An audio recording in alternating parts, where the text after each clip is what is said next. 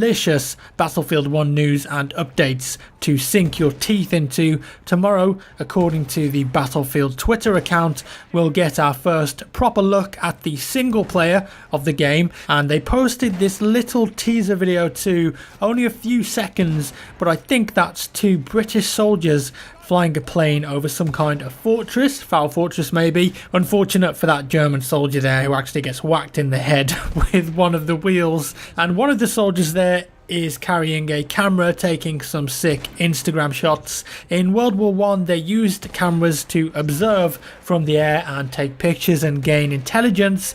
Did they actually do it this close up and upside down? Probably not, but it's a pretty cool clip nonetheless. No clues though if this will be only a cinematic trailer or if we'll actually get some gameplay footage from the single player. I think that would be nice to see. There was actually some more info about the single player too found on the ESRB website. That's the Entertainment Software Rating Board, where they give age ratings to games, so as a responsible adult you can decide if your little 10-year-old Timmy will be horrified for life after playing through the campaign. And Battlefield 1 obviously scored a mature rating as it contains plenty of blood, strong language and violence. The rating summary reads as follows. This is a first-person shooter set in various locations during World War I. We already knew that the campaign was going to go all over the world, so that's nothing new. As players progress through the storyline, they assume the roles of a fighter pilot, armor crewman, rebel fighter and message runner in order to complete missions. Characters use rifles, pistols, machine guns and grenades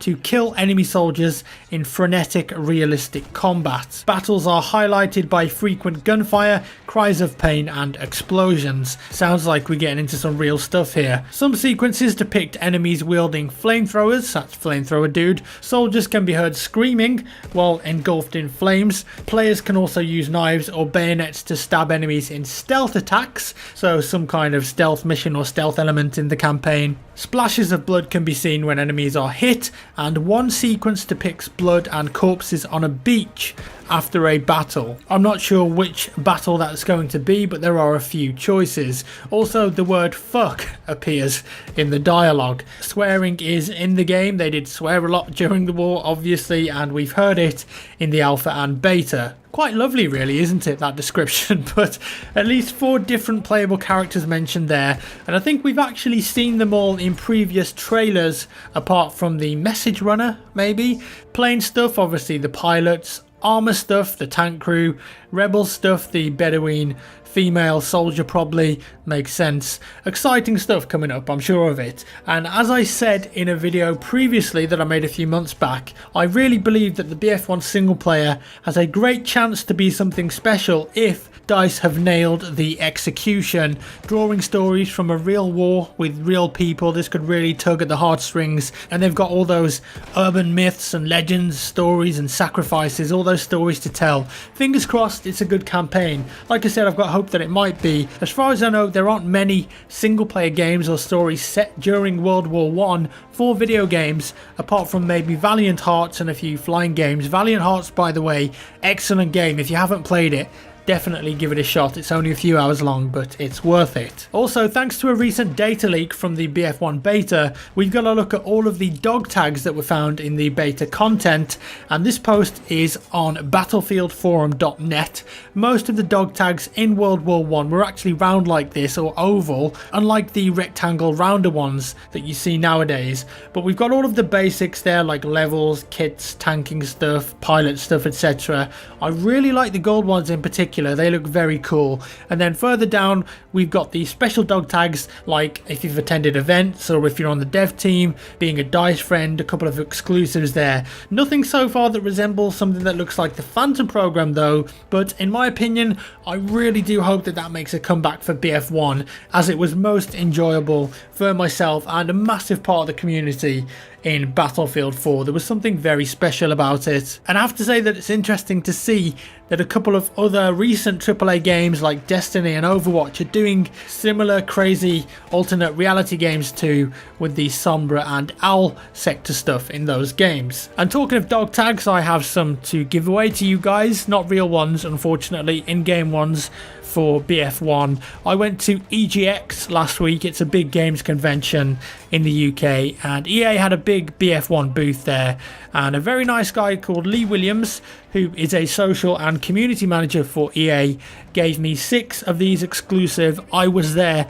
dog tags to give away. Now, as far as I know, the only way to get these in game is if you actually played BF1 at events and picked one of these up, I think. Maybe you'll have it if you're in the alpha as well, I'm not entirely sure, but it's not a normal dog tag that you can unlock in the game, I know that. And if you want a chance of winning one of these, then just leave a comment down below in the YouTube comments, and I'll pick 6 people at random and send you a message on YouTube, so good luck with that. Moving on, we've also got some detailed information about what will be available in the Origin Access and EA Access trials for Battlefield 1. So on October 13th, if you've got either of those, you'll be able to play BF1 on your PC or Xbox One, so that's a lot earlier than the normal release date of October 21st. PS4 sadly doesn't have EA Access, Sony missed the boat with that one. You only get 10 hours of playtime, and you'll be able to play on 5 of the maps out of the 9, which are the following: St. Quentin Scar, Amiens, Sinai Desert, Foul Fortress and Suez Canal in the Conquest, Rush, Operations and Domination game modes. There's also a taste of the single player campaign too, with the missions Storm of Steel and Through Mud and Blood.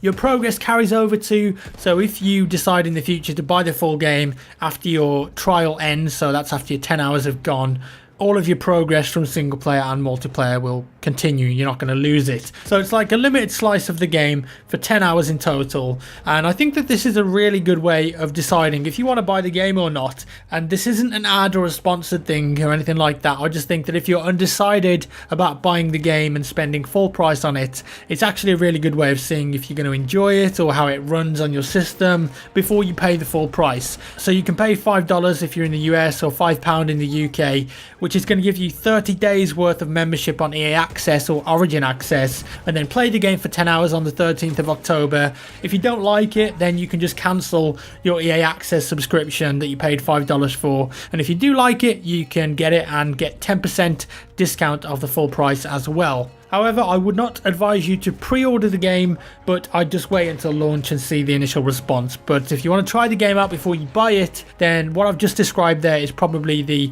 cheapest and most cost-effective way of doing it. So I hope that's helped you out if you didn't already know that. I hope you're all enjoying the video content on the channel at the moment. I know we've had a bit of a break in BF1 news since the beta ended, but soon, like I keep saying, not long to wait now. I am actually really enjoying playing Rainbow Six Siege again, which I didn't think I would, to be honest. Like, I really liked the game when it came out, and then there were quite a few problems that became evident with it, and then they fixed those problems. They've added a few new operators, and I've been getting back into it recently and just playing it a lot more by myself. Just really enjoying it, to be honest. I only wish that they kind of released more maps and operators more regularly, but I know that the maps in that game are quite destructive and a bit different to other games, because most other games have static maps and you can't blow everything up in them. But if you're after a new first-person shooter in multiplayer that's got like casual and ranked matchmaking, then I definitely recommend Rainbow Six Siege. Now, I think it's in a good place, and there's a lot more videos coming up on the channel where I'm just playing the game and commentating by myself, or of course with the squad, which I think you guys really enjoy those videos based on the comments and the likes and the views. So thank you so much for watching those Rainbow Six Siege videos, and there'll be plenty more coming in the future. Also, I've got some new hardware to play with that I'll be making a couple of videos on. Alienware sent me one of their new 2016 laptops for this year, and it's exciting to me because it's got a proper GTX 1060 GPU in it, which is just nuts to me, and DisplayPort and a 120Hz screen on it. So we're actually getting to some really nice places now with laptops and, you know, small form factor technology for PCs, and I geek out about that kind of stuff. I'm just really into it. So there'll be one video which shows the performance on a few games, and another where I'm going to be doing VR stuff with the Vive connected to the laptop. there's a military game called Onward for the Vive, which looks pretty good. I've not tried it out yet myself though, but I did see a couple of other streamers and YouTubers play it already, and it seems cool. And that's about all for today, guys. As always, thank you so much for watching. If you enjoyed the video, do give me a thumbs up. If you didn't, a thumbs down. Watch out on social media, on Twitter and on YouTube tomorrow for the single player footage of BF1. It's going to be very interesting to see. And of course, a lot of the developers are already tweeting out about it, saying that they've watched it lots and it's amazing. But we'll see tomorrow exactly what content is featured in that trailer. As always, thanks for watching, guys, and I'll see you